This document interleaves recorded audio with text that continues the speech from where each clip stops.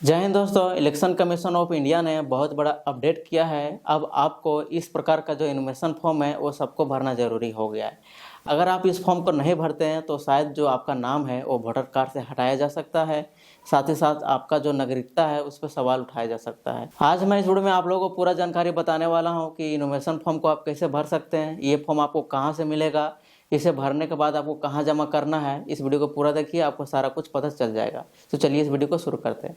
सबसे पहले आपका एसआईआर लिस्ट में आपका नाम है या नहीं, या तो आपका फादर का या आपका मदर का, आपका फैमिली का किसी का नाम एसआईआर लिस्ट में होना चाहिए।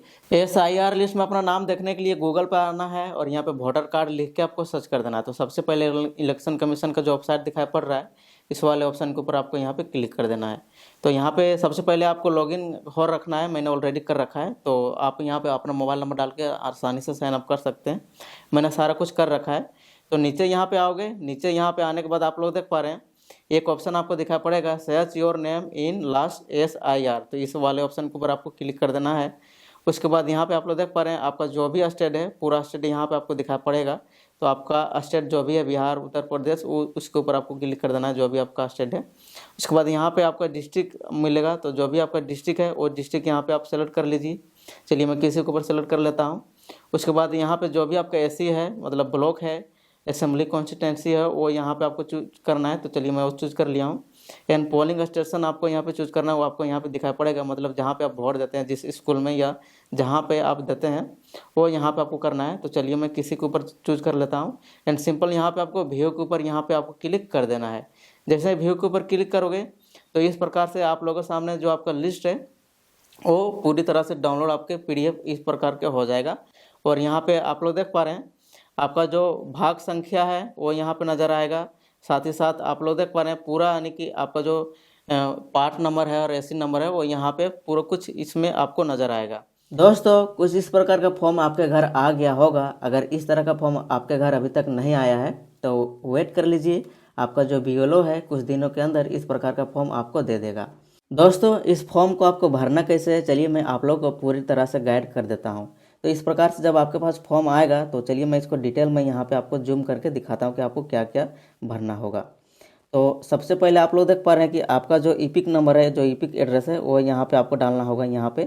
तो ये ऑलरेडी भरा हुआ आ जाएगा, तो इसको आपको भरना नहीं है। पार्ट नंबर, सीरियल नंबर, ये क्या होता है, जहाँ पे आप वोट डालते हो वहाँ पे आपको पार्ट नंबर, सीरियल नंबर आपके वोटर कार्ड में लिखा होगा, तो वो यहाँ पे आपको डालना है। ये ऑटोमेटिक से पहले से, अगर बीएलओ आपके पास आता है तो पहले से डाला हुआ आएगा, अगर नहीं आता है तो आपको डालना होगा।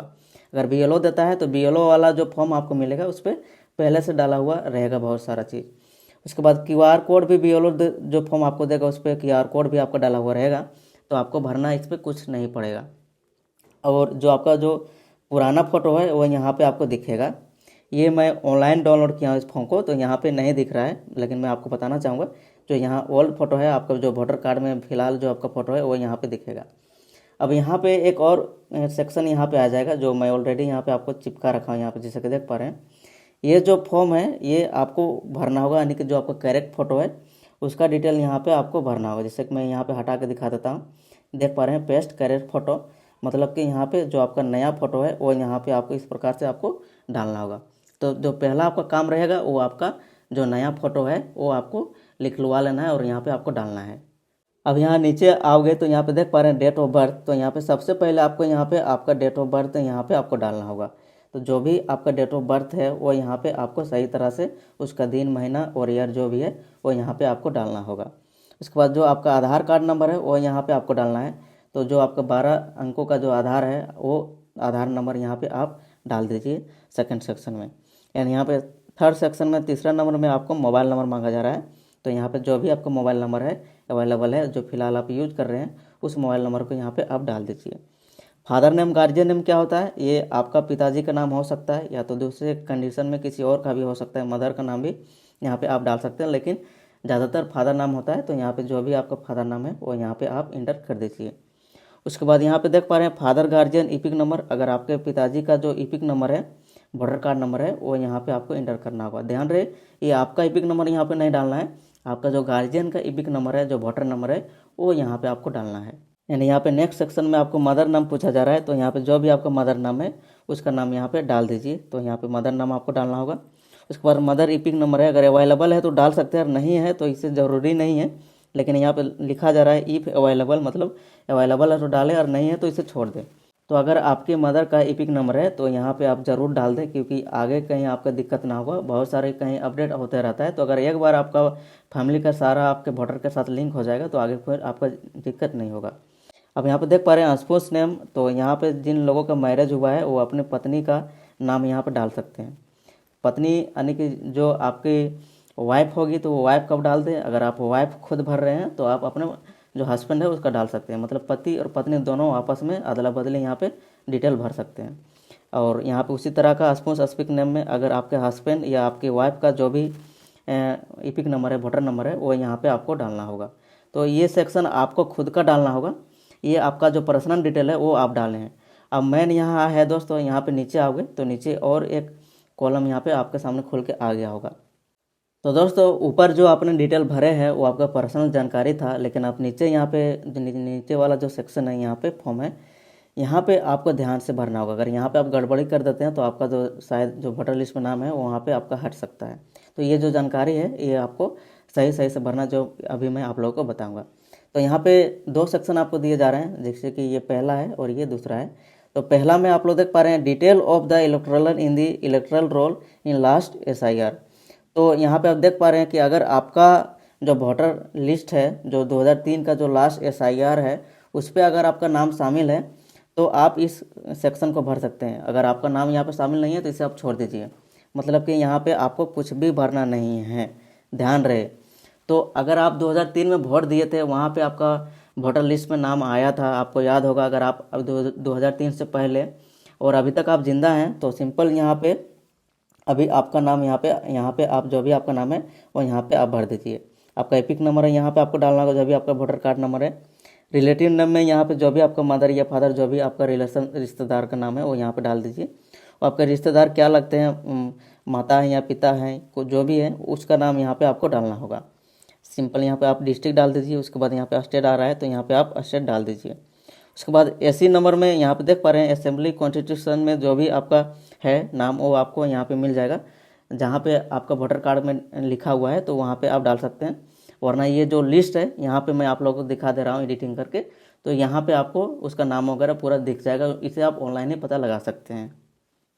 अब दोस्तों जो मेन इंपॉर्टेंस जानकारी है वो आपको यहाँ पे नीचे भरना है, जैसे कि SC नंबर आप लोग देख पा रहे हैं।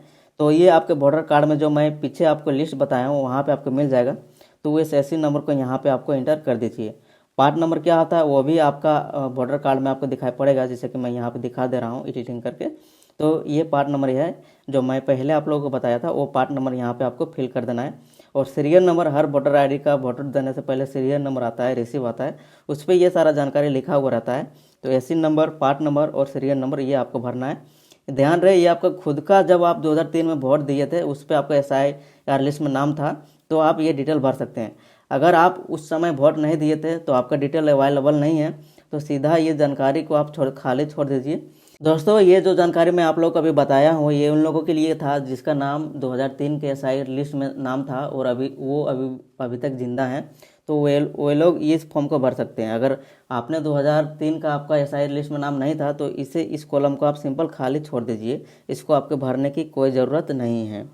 आपके लिए इधर राइट साइड में आपको एक ऑप्शन दिखाया जा रहा है, detail of the relative who name is given in the previous column in the last SIR। मतलब कि अगर आपके फैमिली में किसी का नाम 2003 का SIR लिस्ट में था तो उसका डिटेल यहाँ पे आप भर सकते हैं। जैसे आपका माता का नाम 2003 के लिस्ट में था या आपके फादर का नाम 2003 के लिस्ट में था तो उसका डिटेल यहाँ पे आप भर सकते हैं। अगर फादर नाम यहाँ भर दीजिए। उसके बाद यहाँ पे देख पा रहे हैं इपिक नंबर, मतलब कि आपका जो वोटर कार्ड नंबर है आपका फादर का वो यहाँ पे आपको डालना होगा। उसके बाद यहाँ पे देख पा रहे हैं रिलेटिव नेम, तो रिलेटिव नेम में आपको आपका मदर का दे रहे हैं या फादर का दे रहे हैं उसका नाम यहाँ पे आपको भरना होगा। तो अगर यहाँ पे रिलेशनशिप, मतलब कि अगर आप मदर का दे रहे थे तो मदर यहाँ पे लिख दीजिए, फादर का दे रहे थे तो फादर यहाँ पे इस कॉलम में आपको लिखना होगा। सिंपल यहाँ पे डिस्ट्रिक्ट आ रहा है तो डिस्ट्रिक्ट में जो भी आपका डिस्ट्रिक्ट है वो डिस्ट्रिक्ट यहाँ पे डाल दीजिए। और यहाँ पे स्टेट में जो भी आपका स्टेट है वो यहाँ पे आपको स्टेट डाल देना है। सिंपल यहाँ पे देख पा रहे हैं SC नंबर, ये आपके वोटर कार्ड में या जो मैं पीछे आपको सूची निकाल के दिखाया था वहाँ पे आपको दिखाई देगा। तो जहाँ पे SC नाम है वो यहाँ पे आप डाल दीजिए। उसके बाद यहाँ पे देख पा रहे हैं एससी नंबर, ये आपके वोटर कार्ड में मिलेगा, आपका फादर का नाम वोटर कार्ड, या तो जो मैं पिछला आपको निकाल के दिखाया था वो यहाँ पे आपको मिलेगा, तो वो यहाँ पे आप इंटर कर दीजिए। पार्ट नंबर में आपको उसी तरह जो पिछला सूची में ये आपको मिलेगा, तो वहाँ से आप पार्ट नंबर डाल दीजिए। उसके बाद सीरियल नंबर, तो सीरियल नंबर वोट देने से पहले हर किसी व्यक्ति का आता है, तो सीरियल नंबर यहाँ पे आपको डालना होगा। तो इस प्रकार से आपका जो सारा जानकारी है वो आपका इस प्रकार से फिलअप हो जाएगा। सारा जानकारी फिलअप करने के बाद अब दोस्तों ये जो फॉर्म है ये आपको अपने बीएलओ को सबमिट कर देना है। उसके पास पूरा अधिकार रहता है, वो आपके वोटर कार्ड का पूरा कंट्रोल रहता है, वो ये जो सारा जानकारी दिए हैं वो ऑनलाइन ही कर देगा, यानी कि वो आप ऑनलाइन खुद से नहीं करते तो वो ऑनलाइन ही कर देगा। आप कमेंट कीजिए इस वीडियो में, ऑनलाइन ही बहुत सारे स्टेट में चालू हो चुका है। मैं इस फॉर्म को ऑनलाइन कैसे भर सकते हैं, ये सारा कोई पेपर वगैरह में आपको भरने की ज़रूरत नहीं है, आपका सारा काम ऑनलाइन ही हो जाएगा। तो मैं एक नया वीडियो में बना के आप लोगों को पूरा जानकारी दे दूँगा। तो इस फॉर्म को आप बीएलओ को सबमिट कर दीजिए, वो आपका जो फॉर्म है वो ऑफिस तक पहुंचा देगा, या तो खुद ही वो ऑनलाइन कर देगा, तो आपका काम हो जाएगा। तो आई होप कि ये वीडियो आप लोगों को पसंद आया होगा, तो इस वीडियो को लाइक कर देना। साथ ही साथ आप लोगों ने हमारे चैनल को सब्सक्राइब नहीं किया है तो हमारे चैनल को सब्सक्राइब कर देना।